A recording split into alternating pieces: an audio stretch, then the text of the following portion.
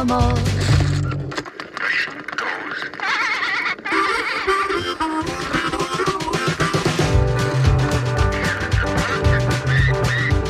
It walks like an animal, talks like an animal, must be an animal. Come hear the animals, talking animals, talking animals.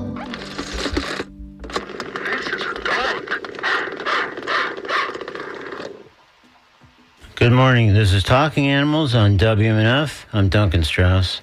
And good morning probably overstates the case by some margin, given how depressed and disillusioned I guess I'm feeling at this point. But that's another conversation, I suppose, for another time. My guest today is Peter Singer, the philosopher, Professor Emeritus of Bioethics at Princeton University, and author of multiple books, including the landmark work Animal Liberation. His other books include Practical Ethics, The Life You Can Save, and Animal Liberation Now, a significantly updated edition of the 1975 volume. Singer has just published a hand-sized book geared for the holidays called Consider the Turkey. With Thanksgiving and other holidays just around the corner, this small but mighty volume delivers an impressive array of information, including the history of turkeys, how they're consumed in ever-burgeoning numbers in November and December, and the harrowing description of how, in factory farm settings, they're raised and slaughtered.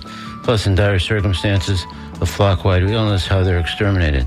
There's plenty more, ranging from vignettes with Cornelius, the charming turkey best known as the sidekick of Esther the Wonder Pig, to recipes from the meatless Thanksgiving that Singer and his friends have been celebrating together for many years. Singer is currently based in Singapore, so we recorded this interview in which we discussed a range of topics from the new book, Consider the Turkey, to U.S. politics and the election. I'll play back that interview with Peter Singer in just a moment or two here on Talking Animals.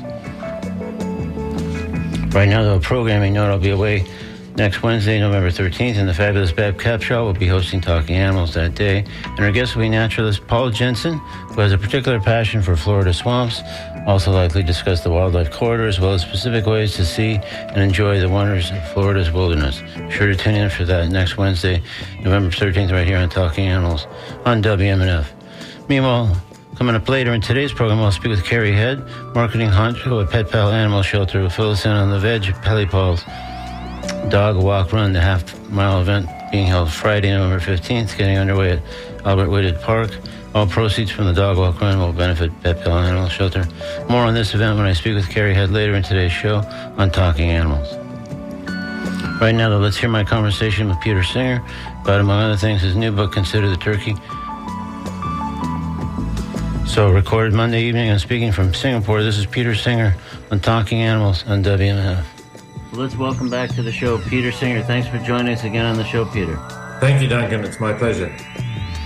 So, you're in Singapore as we hold this conversation. So, what may be the first sort of philosophical question raised today, maybe? I'm wondering, why Singapore?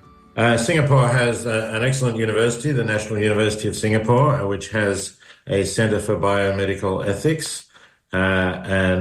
As I've now retired from Princeton, and I'm living in Melbourne, it's a good connection for me to have. So I have a sort of short-term visiting position here. One of the advantages is that there's no significant time difference between Melbourne and Singapore. But another is that I think interesting things are happening in Asia in bioethics and in animal ethics as well. And so it's good to be here and be closer to some of those developments. So are you researching or studying particular things that are taking place in that area, or? I'm doing some speaking. I'm not specifically doing a lot of research, but I am finding out about what is happening to animals in East Asia. I've just completed a quite extensive tour of China. I was in China for 4 weeks, 9 different cities, did 24 speaking events. So I got a sense of what is going on in ethics, including ethics relating to animals in China. And that was valuable. I'm trying to have some impact there. Obviously, it's a huge country and a very important country in terms of what happens to animals. And so what have been some of the most notable things that have struck you in terms of bioethics in that area as you arrived? Well, I was interested to meet people who are doing bioethics and animal ethics in the what they call the analytical philosophy mode. That is essentially as we do it in the most of the English-speaking world, and are interested in that area. Students are very interested in it. Students seem to be participating in courses. Many of them have read my work and brought me copies of their books to sign. Sure. So that's interesting. But on the other hand, there's, factory farming is growing enormously. China is by far the largest producer of pigs in the world, and they're pretty much virtually entirely factory farmed. Maybe a few running around some villages in rural areas, but that's insignificant compared to the quantities they're producing. Same with chickens and egg-laying hens. The numbers are enormous. And there is no federal legislation to control the conditions of farmed animals. Of course, that's also true in the United States. So you can't really point the finger at China for not having federal legislation about what you can do to animals on the farm. Yeah. But it's definitely a problem in terms of the extreme confinement that they use there for these animals. Is the factory farming industry in some ways only sort of growing and taking off there in China, or has it been this way for some time? It has been this way for some time, but it's still growing as China has become more prosperous. It's got larger. They now have something that, to my knowledge, doesn't exist in the United States, and that's multi-story factory farms producing pigs. There's been reported that the one has 26 stories just full of pigs on every floor. Wow. And, the sows are in individual stalls where they can't turn around, can't really move. Again, that's true of quite a few sows in the United States, but the animal movement has reduced that to some extent by getting a lot of retailers, including McDonald's, to pledge to source from farms that don't keep their sows in those very narrow pens, but allow them to move around a bit, even if they're still always inside. And there aren't the comparable movements in China like the big animal welfare organizations in the United States, like the Humane League, Mercy for Animals, the Humane Society of the United States. Then there's nothing like that in China, and just some very small organizations. And of course, foreign nonprofits are not really allowed to operate in China. So it's a difficult situation in that respect. And also, there's just something kind of visually additionally disturbing about thinking of this being housed in like what sounds like sort of a skyscraper arrangement. Yes, it's very disturbing. I don't know how much it matters to the pigs that they're on the 15th floor rather than on the ground floor, but it does suggest that the whole thing is so mechanized. In fact, they're using AI sometimes to monitor the animals as well without much human intervention. And it's all obviously geared to producing the commodities, the pork or bacon, as cheaply as possible. And the welfare of the animals isn't really considered beyond, the fact that they have to grow and survive. Well, at one point I thought I would ask you a little bit about being retired after 25 years at Princeton, how that was suiting you so far, even though it was probably early on. But of course, sounds like you kind of went from there into this new, at least partial position almost immediately, it sounds like. Yes, that's true, because July the 1st was my first day of retirement from Princeton, and by October I was over here, and as I say, touring China, and now I'm in Singapore, and I'm doing a television program where we'll be talking about extending ethics to animals in Korea next week. So I'm pretty busy, but I never said I was retiring full stop. I said I was retiring from Princeton. I thought it was been in 25 years. I thought it was time to try doing something different, and that's what I'm doing. Yeah, well, it sounds like you've got a number of things going. So it is different, although it sounds like you kind of stepped from retirement in virtually the next day or two into this new position that has multifaceted elements to it, it sounds like. Yes, that's right. It's interesting to see the world from a different place and a different perspective. Well, that's great. You're not slowing down, it sounds like, by a long shot, and it sounds like it's a pretty full schedule, actually. Yeah, I hope I'll be continuing to work for animals and in general for a better world for all sentient beings for a few years yet. And when you did retire from Princeton, was this part of your plan? Sort of, as like, yeah, I am gonna. You kind of just noted the distinction between, yeah, I'm retiring from Princeton, but I am in no way retiring. Period. And did you already kind of have the Singapore and Melbourne arrangement already in mind? Yes, that was actually worked out. So I did know that I was going to do that. Um, I also have been thinking about the possibility of going to China. In fact, I've been thinking about going to China for some years, but just not had time while I Yeah, was at Princeton. But, if we want to help animals and we want to stop factory farming or at least reduce factory farming, you can't ignore China. It's got what, 4 times the population of the United States, and although the per capita meat consumption is currently significantly lower than that in the United States, it's growing. So yeah. you could win the battle in the United States and even in Europe, and if you lose it in China, then there's still more animal suffering. I understand.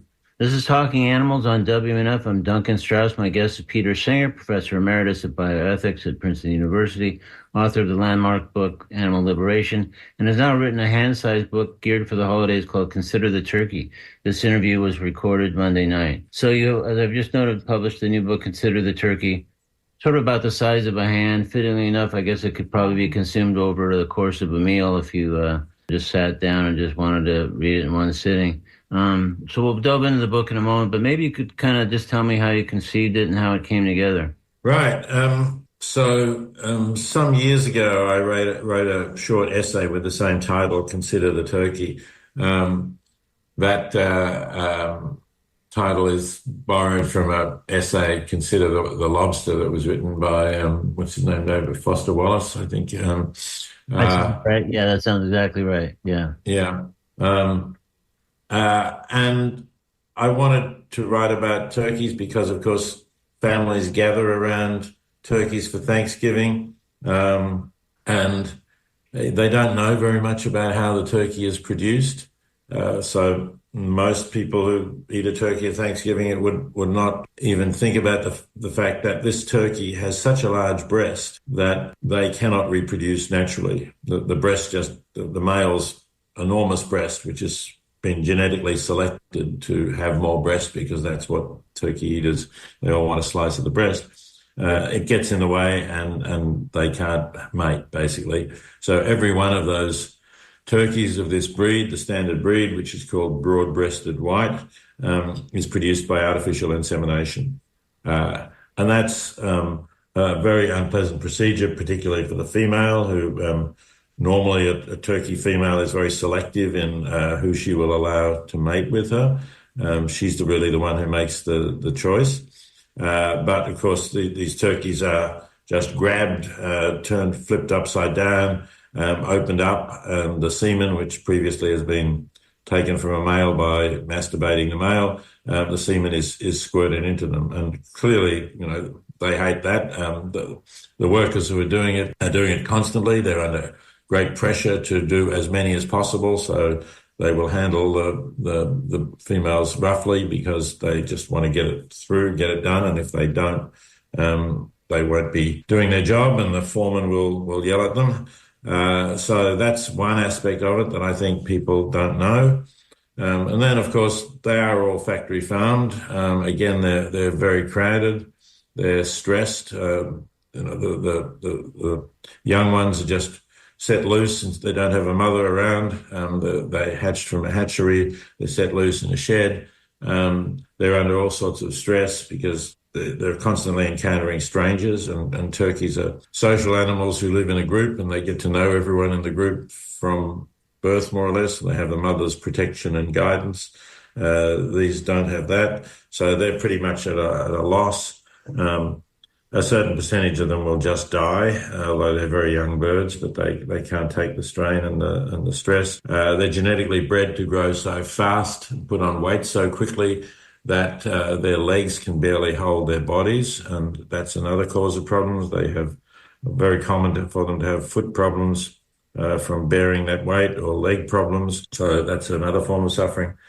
And then at the end, they're of course they're rounded up and pushed or shoved or sometimes actually thrown into cages on the trucks and taken to slaughter and hung upside down on a conveyor belt with again their heavy weight stretching their legs before finally they're slaughtered. So it's a pretty brutal existence for all of these birds, and I think Americans ought to know about that before Thanksgiving. For sure. Well, for decades, you've been thinking and writing about all kinds of issues that sort of intersect with Consider the Turkey.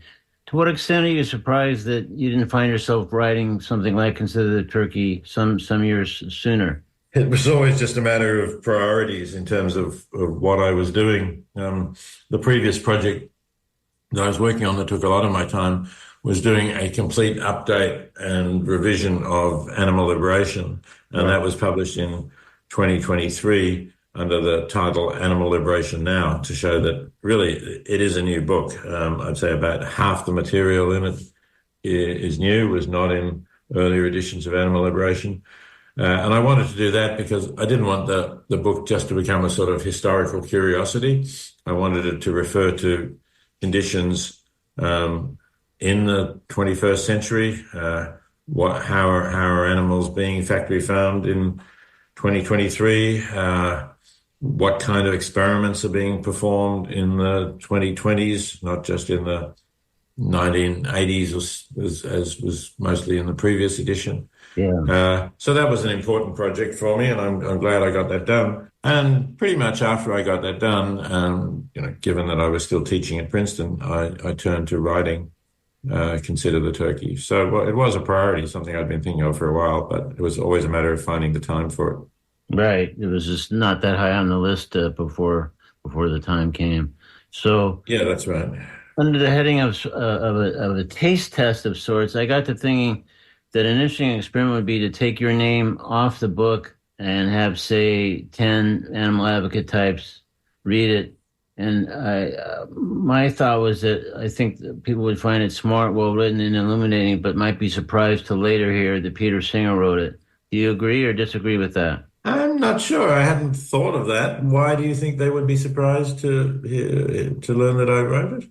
Well, to me at least, it doesn't. I mean, again, it's valuable, and the pictures you've noted that it paints is super upsetting and information that people by all means should be exposed to. But I guess I felt like parts of it didn't reflect some of the kind of writing and sensibility that brought to other works. And it may just be that it was a shorter book that had a very kind of tight, focused aim. But yeah, I guess I would be curious to flip my taste test around and see if people did read it, if they would guess, if they had a handful of choices, maybe that would be a more reasonable way to do it, to guess correctly that you were the author. I don't know. I just thought it was an interesting way to look at the book. Yeah, it's certainly a much shorter book than I've written. Yeah. But that was Princeton University Press's idea, really. They've had some success with these really short books priced at under $10. So it's, in a way, it's a long essay, and it has some recipes, alternative Thanksgiving recipes attached at the end of it. But that's what they like. I think they've come up with an attractive design. Yeah. And I really hope people will buy it now before Thanksgiving and think about what they're going to be eating at Thanksgiving, or if they pick it up after Thanksgiving, of course, they can plan ahead for next year's Thanksgiving. I'd really like to change some of those Thanksgiving tables and get that large, dead, maltreated bird off the table. And there's plenty of great substitutes, as I suggest in the recipe section. For sure. Well, the tradition and ritual that sort of typify Thanksgiving have, I think, a powerful pull, and you kind of describe in the book that you and your friends have long followed a similar Thanksgiving tradition, though obviously meat-free in this case. So when people read Consider the Turkey, they may well be struck by the information and the statistics and numbers and stuff that you cite. But if you had to speculate, what percentage of readers do you think will abandon their plans to eat or, in some cases, serve turkey at Thanksgiving? Oh, that's an interesting question. Of course, those who actually read it are probably going to be more open to reconsidering what they're eating for Thanksgiving than just Yeah. the general public. So, and I think it's a pretty powerful argument. But if 10% of the readers do change what they're going to eat for Thanksgiving, I would regard that as a satisfactory outcome. Yeah. And if they then talk to other people about it or talk to their families, maybe more people, even if they haven't read the book, will change, or perhaps they'll pick up the book and then change. So I'd like it to be something that spreads and grows. Ideally, that becomes viral, that idea, so that we do have a change and we have a better informed public about not just turkeys, but factory farming in general. Right. Well, along those lines, do you believe an ultimatum is called for if friends or family want you to attend their Thanksgiving dinner? If you're trying to personally make that kind of change take hold, is that really what the best kind of way to proceed is? I think so, yes. And again, I'm not sure if you can do that for this Thanksgiving, as the Yeah. book's coming out like a month before Thanksgiving, and maybe the turkeys are already ordered, unfortunately, and people can't change. But Yeah. I think you could put your family on notice. If you want me to join your Thanksgiving in future, I don't want there to be a large factory farmed bird dead in the middle of the table. Yeah.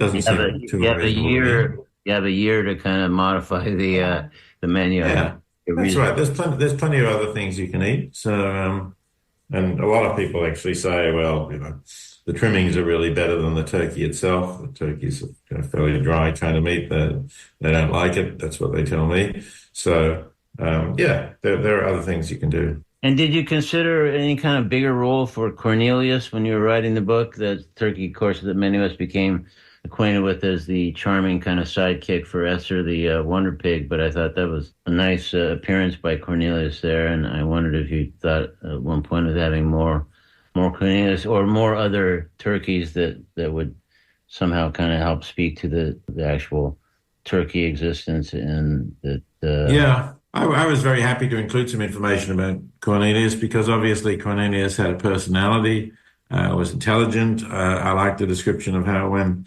Esther had to go away for some medical treatment and stay away for some days, Cornelius was obviously missing Esther and went out to look for Esther on a daily basis. So, that brings home the idea that turkeys are individuals. They have emotions, they have thoughts, they have attachments, even attachment to a pig, a different species. And of course, Yeah. they would normally have attachments to the other turkeys in their group. So I thought it was really important to have that in there. But as I said, it was a short book. It was always intended to be a short book. And I did want to give the facts about, how turkeys live and how turkeys die. Yeah. So that's why I didn't have a lot more about Cornelius in there. Right. You can only have so much Cornelius when you got a page count to track. Exactly. Sure. Yeah. Again, this is Talking Animals on WMNF. I'm Duncan Strauss. I'm speaking with Peter Singer, recently retired professor of bioethics at Princeton University, author of the landmark book Animal Liberation, updated as he just noted as well, and just published The Small But Mighty, Consider the Turkey. This interview was recorded Monday night. So kind of shifting gears a little bit, I'm speaking with you from Florida, which was recently battered by two pretty fierce hurricanes, one of which, Milton, also brought pretty horrible devastation to Asheville and other parts of North Carolina, areas not typically affected by hurricanes. So scientists and researchers, of course, attribute the unusual intensity and damage of these hurricanes and other extreme weather events that are happening really everywhere to climate change. So given factory farming's role in climate change, which is, of course, touched on and considered the turkey, what would you like to say about this element, the relationship between factory farming and climate change, and some of what we're seeing with these often super intense and often deadly weather events? Yeah, I think there's clearly a relation, no question about that. As well as Florida, you probably read about the devastating floods in Spain. I think the death toll has risen over 200. That's a very extreme event. So, yeah, we are getting more extreme weather events. And although it's difficult to say of any specific one, well, can you attribute that to climate change? The scientists have been saying for decades, since the 1980s, in fact, that climate change is happening, that it will lead to more extreme weather events. So when you put them all together, the number of extreme events around the world, there's no doubt that climate change has made those events more likely. And there's also no doubt that we're not doing enough to reduce our greenhouse gas emissions. We've made a start in some respects in that area, but that is all of the industrialized nations of the world in particular, because they're the ones that are producing the vast majority of the greenhouse gases, need to do more to slow climate change.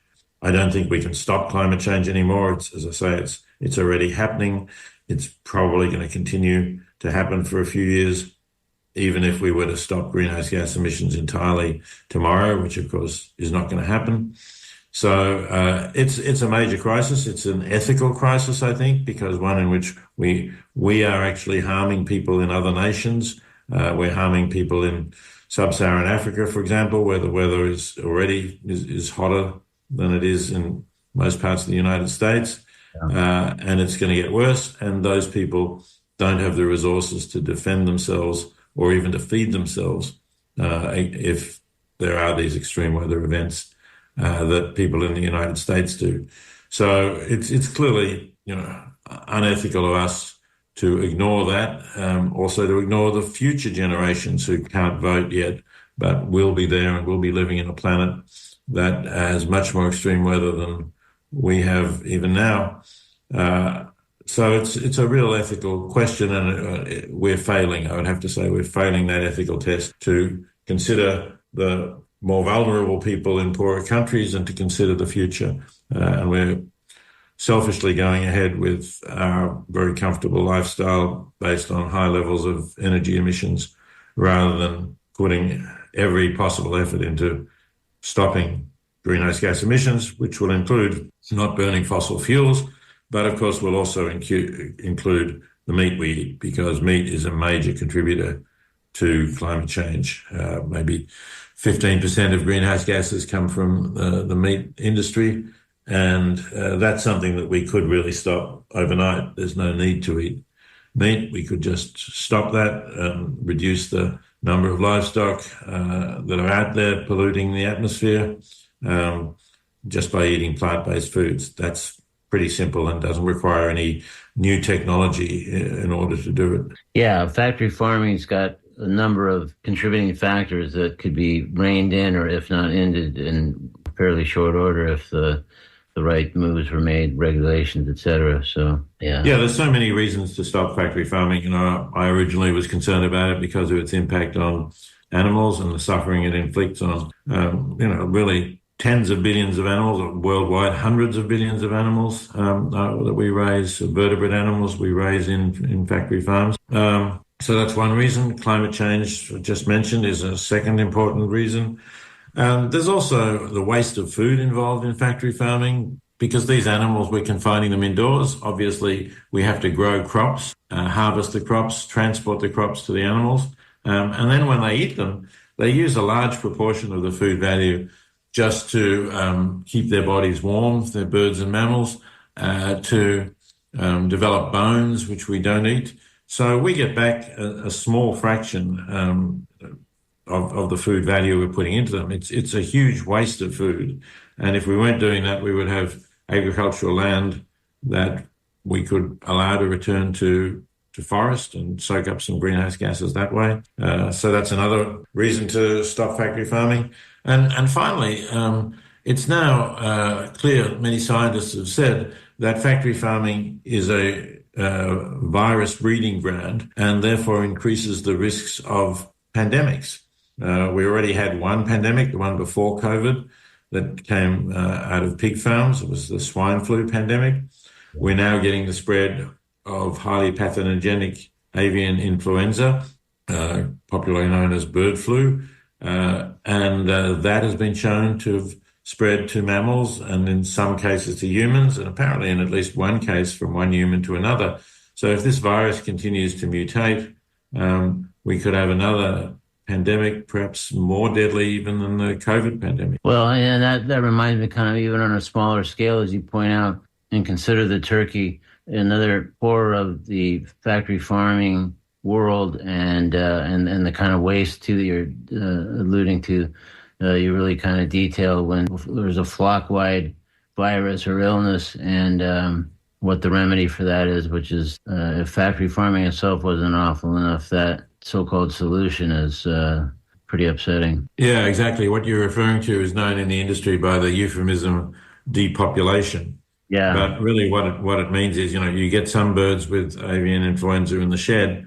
One of the standard methods used on millions of turkeys that I document, and even more millions of chickens, because of course there's more chickens produced than turkeys. You stop the ventilation in the shed, and you bring in heat. So you actually bring in heaters and you raise the temperature. I think the rules say it must be above 104 degrees Fahrenheit, and it must be maintained at that level for more than an hour. And you also remove the water from the shed so the birds can't drink when in this extreme heat. And essentially, you're killing the birds by inducing heat stroke into them. yeah, It can take up to 3 hours for all of the birds to die. In fact, sometimes they don't all die even after 3 hours, and people go through the shed and manually one by one put the survivors out of their misery.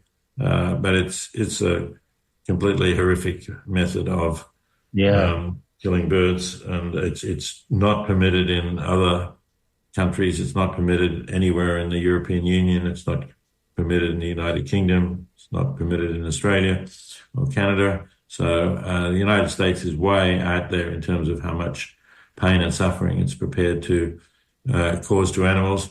yeah, And that's basically just to save money. I mean, you can do it much more humanely by, for example, pumping nitrogen gas into the shed. They will die quite quickly and without much struggle in a minute or two, rather than struggling against the heat for 2 or 3 hours before they die.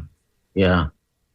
Oh, geez. Well, yeah. I mean, the factory farming scene or scenes and consider the turkey weren't enough to get you to reconsider your position. The depopulation, as you say, that's what a great semantical twist that is to call that depopulation. But anyway, Right. And I'd like to mention, because perhaps some people who are listening to your program are veterinarians or have some connections or know veterinarians.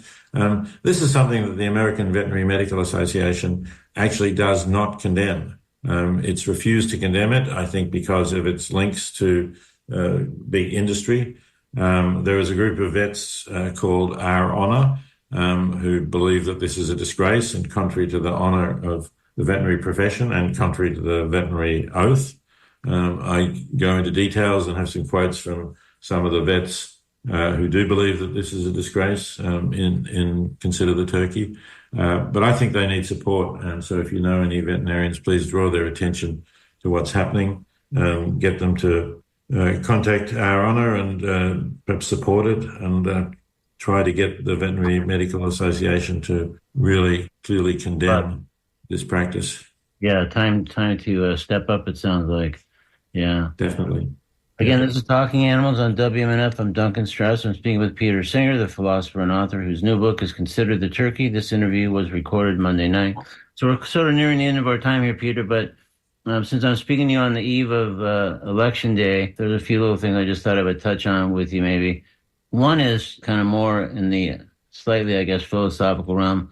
One of the storylines that's emerged in recent weeks is the large number of dyed-in-the-wool Republicans who've announced they're voting for Kamala Harris, exemplified by Liz Cheney, but there's many, many others. Now, these, of course, can be attributed to just a singular catalyst, Donald Trump.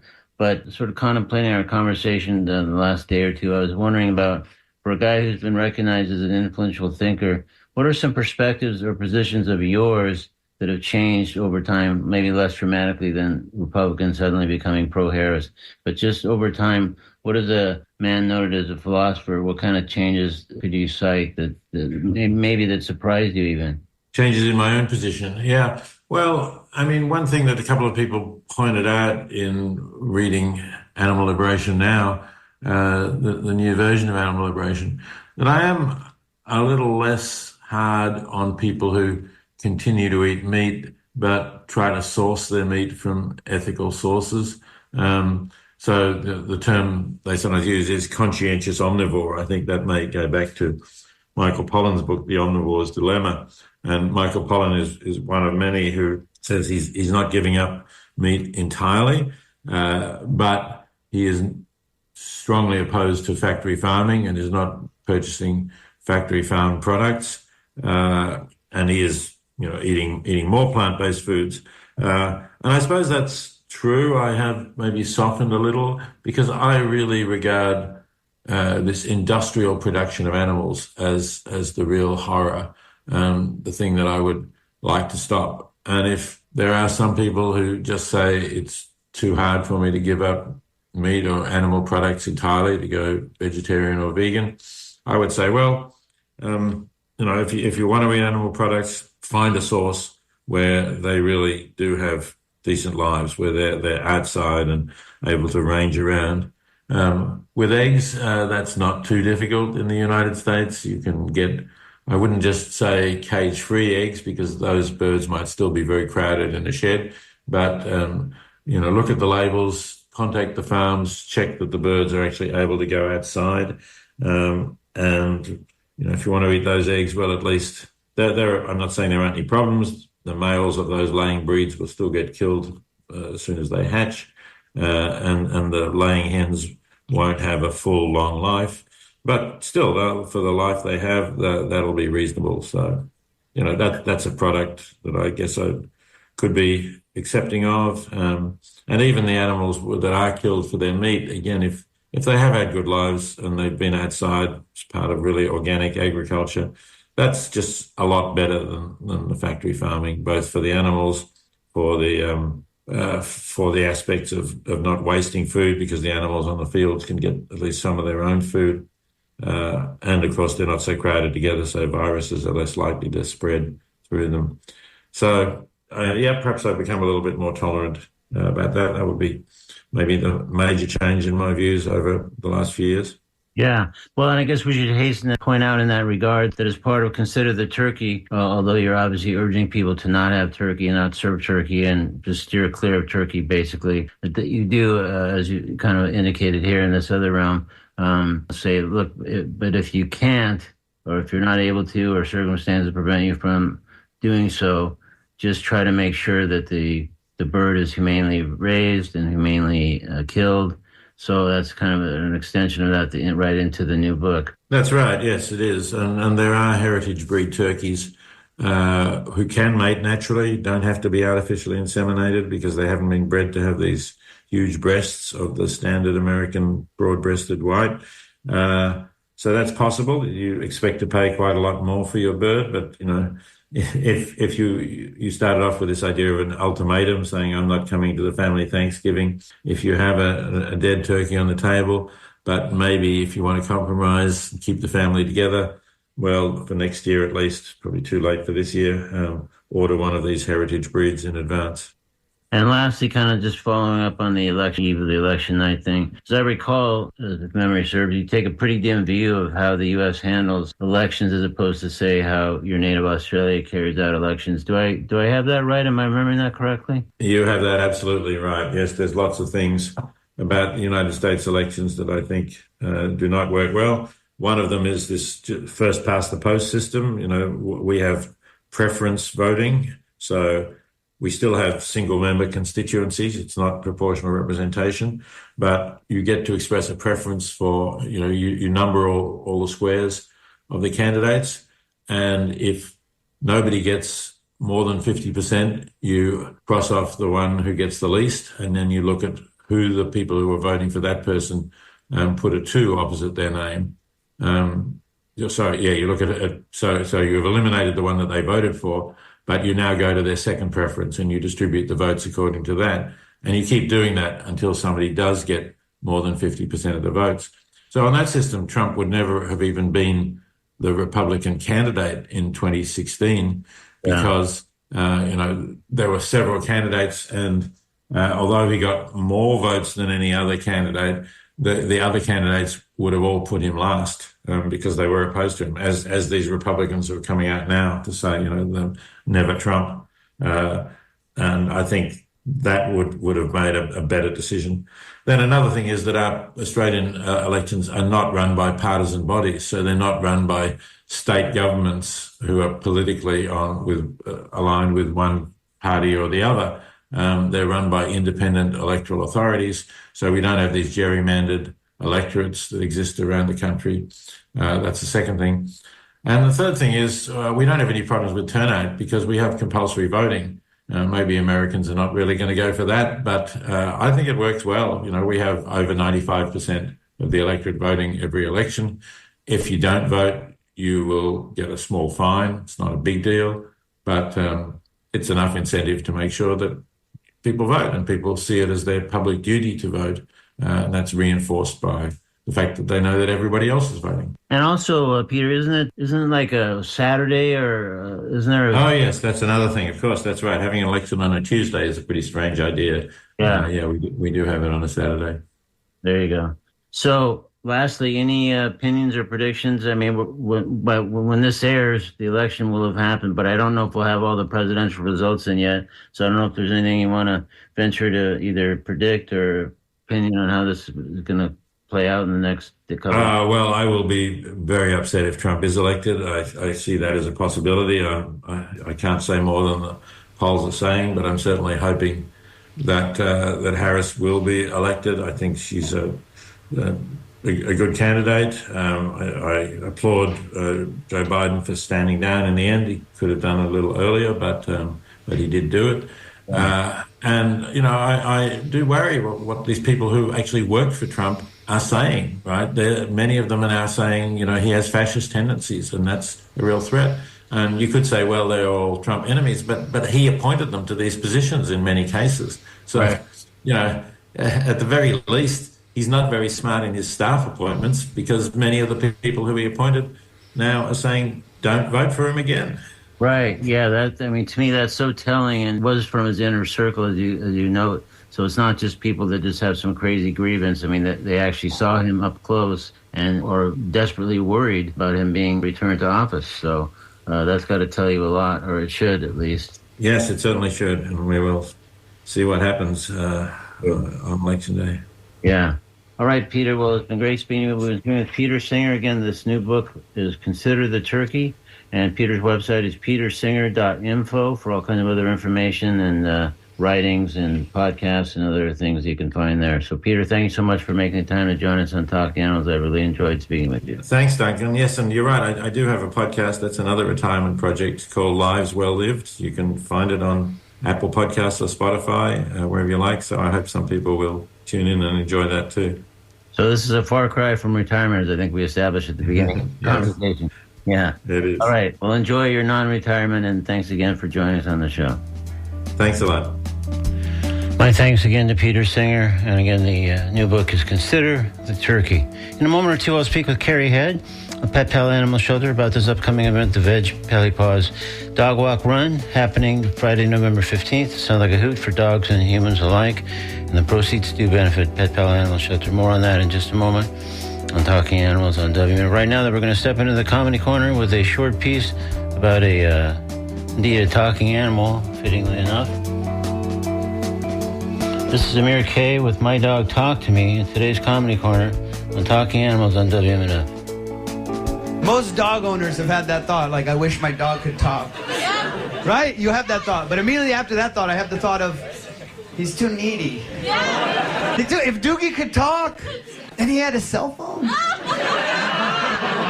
I'd leave the house for 5 minutes. I'd check my voicemail. It'd be like, you have 30 new voicemails. Boop! Hey, what's going on? It's me, Doogie. Listen, I know you said we're going for a walk. I just kind of want to touch base. Let's see what time you were thinking. Go ahead and give me a call back. I'm at home. Me again. Listen, have you seen my red ball? Yeah, you know the one we take to the park, can't seem to find it. Anyways, no big deal, calling me Ken. Boop! The Amazon packages are here.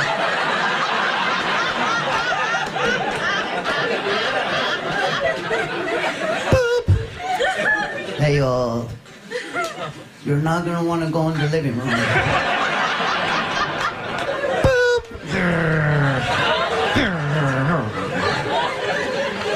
I'm just kidding, it's me, Doogie.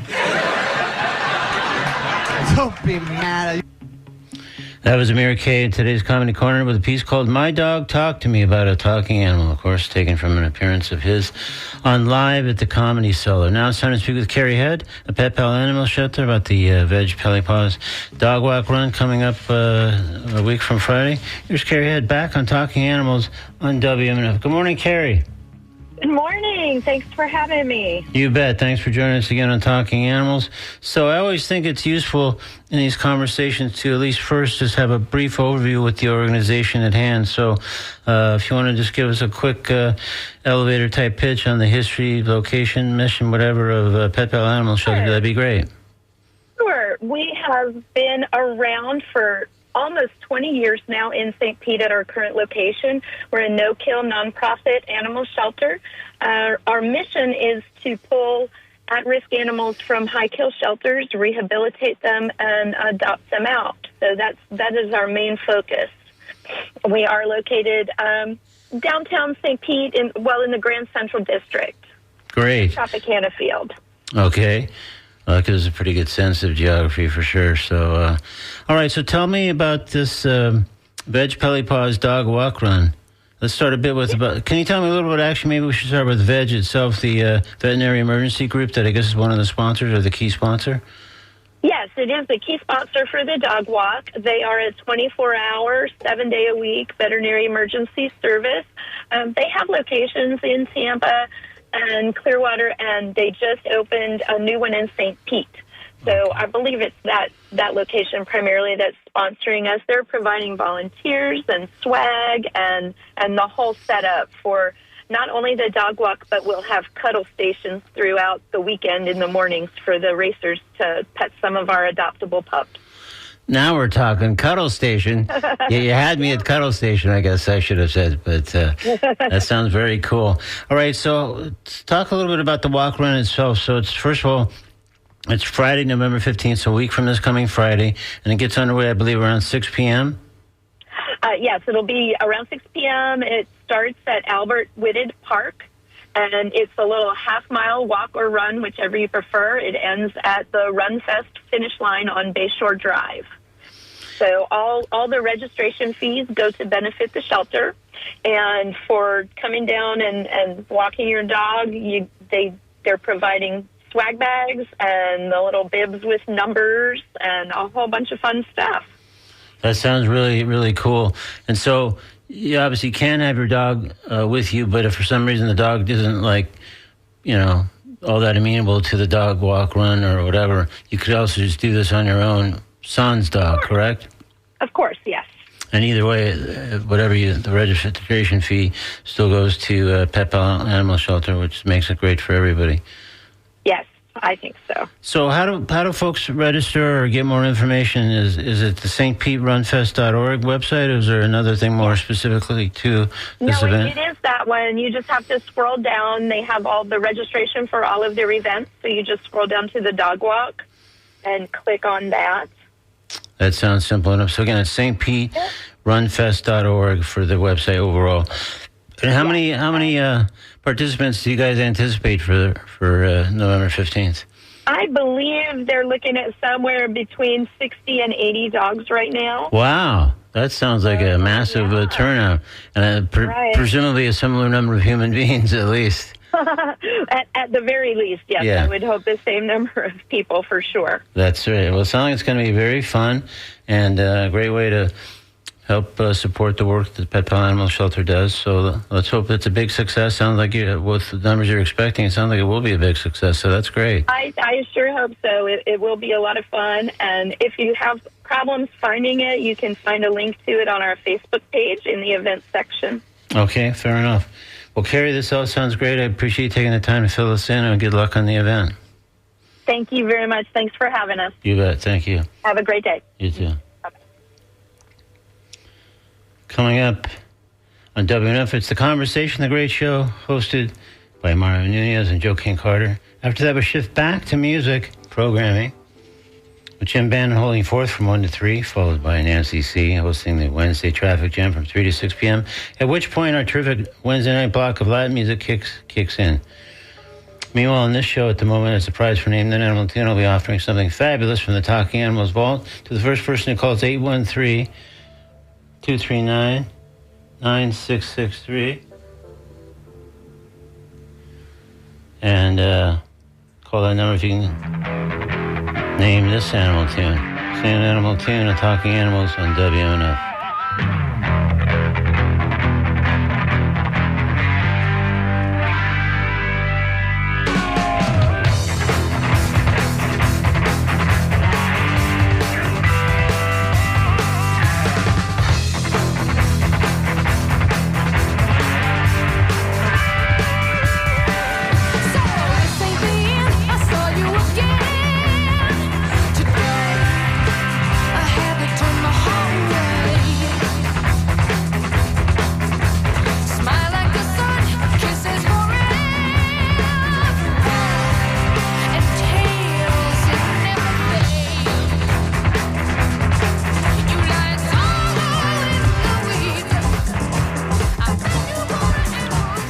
All right, if you can name that animal tune, you can call 813-239-9663. You might even put your guess on the air.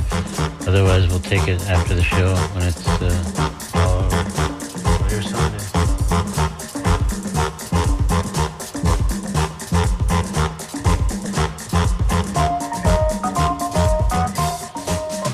Hi, you're on WNF. It's Name That Animal Tune. You're on the air live. Can you name that animal tune? Barracuda. Okay, we try to make it fairly simple now and again. This was a good one, I think. So what's your name, sir? David. David? Okay, great. Well, you did name the animal tune successfully, and you'll get you some kind of prize. I'll come back after the show's over, if you don't mind sitting on hold for a moment, and we'll get your information and send you off something cool. Okay, cool. All right, thanks for playing, and thanks for listening. I'll see the dog walk. Right. Okay, that's great. Very cool. Yes. All right. Take care. Thanks, Ted. I'll be right back to get your information. Okay.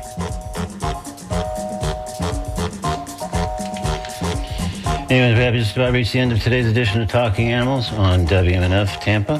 Next Wednesday, I'll be away, as I mentioned at the top of the show, and the great Bev Capshaw will be hosting, having a very good conversation, I think, with our guest naturalist, Paul Jensen, all about wildlife corridor and all kinds of cool ways if you're interested in checking out Florida's natural wonders and getting tips of an expert to guide you on your wanderings. This will be a good conversation. So that's next Wednesday here. Talking Animals with Bev Capshaw. All right, so I'm Duncan Strauss. Thanks very much for listening. Have a good week. Be kind to animals. Be kind to others. Be kind to yourself. If you go to talkinganimals.net, you can find all our past shows are archived there on Apple Podcasts as well and other podcast platforms as well. Also, links to our social media pages, etc. And you can also subscribe to our newsletter to find out about our guests a couple of days beforehand and other news from the Talking Animals world. So that's all at talkinganimals.net. Again, I'm Duncan Strauss. Thanks very much for listening. Have a great week. Be kind to animals. Be kind to others. Be kind to yourself. This is Talking Animals on WMNF, Tampa, Brandon, Clearwater, Largo, Weeki Wachee, and beyond. Stay tuned for the conversation with Mario and Joe. And shifting back to music after that great show with Jim Bannon and Nancy C. So all kinds of great things on tap for you here on WMNF Tampa. Get you 2 Wednesdays from today with our great Ask the Trainer. We'll be back with Glenn Hatchell for that. So thanks again for listening. Take care.